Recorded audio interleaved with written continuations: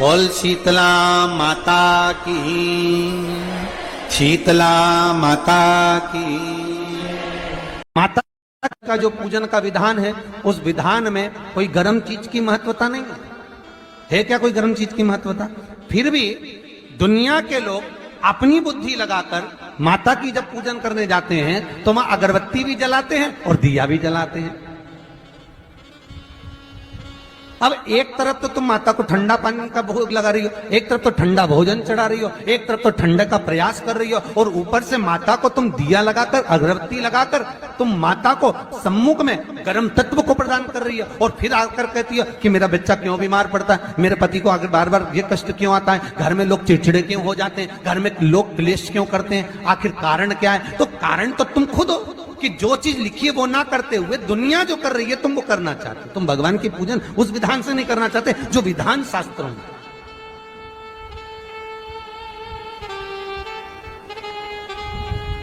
जो शास्त्रार्थ विधान कहता है।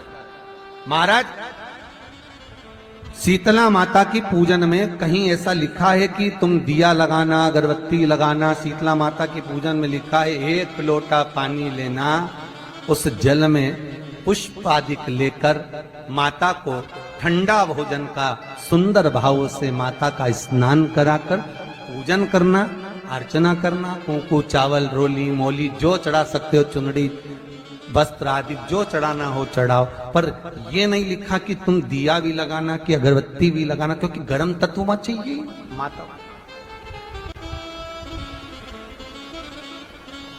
वो शीतल है, शीतला। और अगर तुम दिया लगा भी रहे हो, मान लो दिया अगर तुम लगा भी रहे हो तो उसके सम्मुख ना लगे, उससे दूर, बहुत दूर। ठंडे समय में, शीतल समय में शीतला माता ने यह नहीं किया कि रोटी बना के उठो और थाली लेके लाइन में लग जाओ।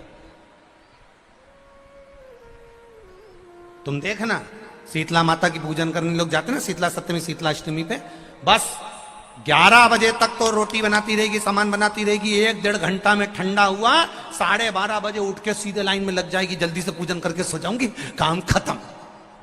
शीतला माता ने भी सोच लिया, बस तूने मुझे बेवकूफ बनाया, अब रुक जा तू।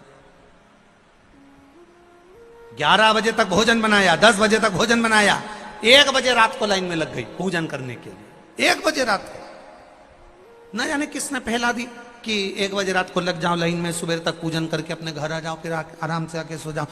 अब इतनी जल्दी क्या है भगवान के पूजन की? माँ की पूजन करने जा रहे हो, माता से लाड़ लड़ाने जा रहे हो, अपनी माता से अपने दिल की बात कहने के लिए जा रहे हो, अपने स्नेह की बात कहने के लिए जा रहे हो, तो धीरे धीरे प्रेमवश आनंद से माता की आराधना शीतल समय में, ठंडे समय में।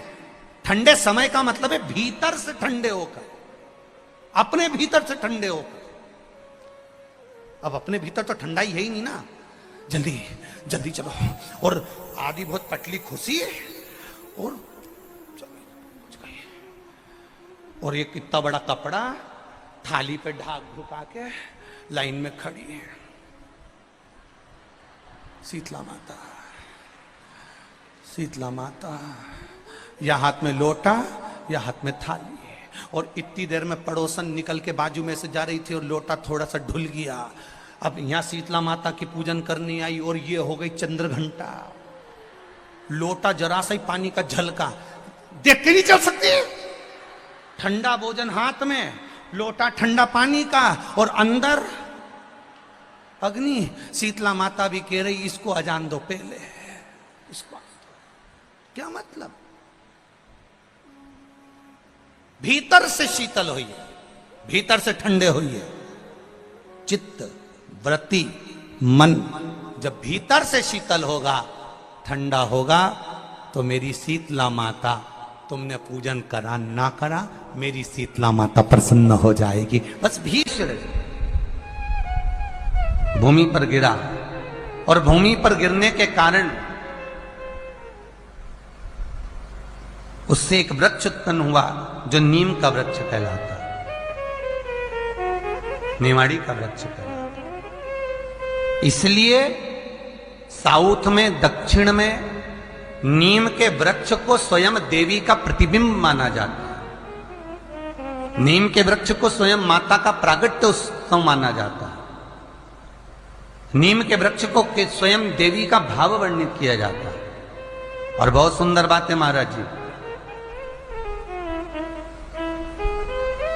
जिसके शरीर में माता निकल गई हो, दाने दाने पड़ गए हो पूरे शरीर में, बुखार भी बहुत तेज आ रहा हो और पूरे शरीर में माता जी निकल गई हो, एक लोटा पानी जिसके शरीर में माता जी निकली है उसके पास में रख दो और वो पानी उठाकर नीम के पेड़ में उस व्यक्ति के ऊपर से 7 बार उतार के नीम के पेड़ में डाल दो।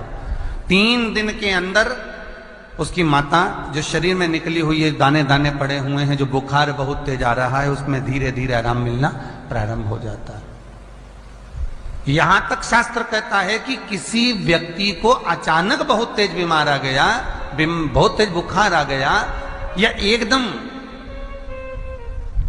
हम तो यहां तक कहेंगे कि ये वायरस चल रहा है, महामारी चल रही है और कंठ में भी आपको अगर जलन पड़ रही है, कंठ रुक रहा है, बुखार बहुत तेज आ रहा है, शरीर में ताप है, डॉक्टर को दिखाओ मना नहीं है, सब कुछ करो मना नहीं है, पर 1 लोटा पानी अपने ऊपर से उतार कर 21 बार नीम के पेड़ में ले जाकर नाम गोत्र बोलकर डाल दीजिए और नीम के पेड़ के नीचे की मिट्टी को अपने कंठ पर लगा लीजिए। 20 से 25 मिनट बाद आपको आराम लगना प्रारंभ हो जाएगा।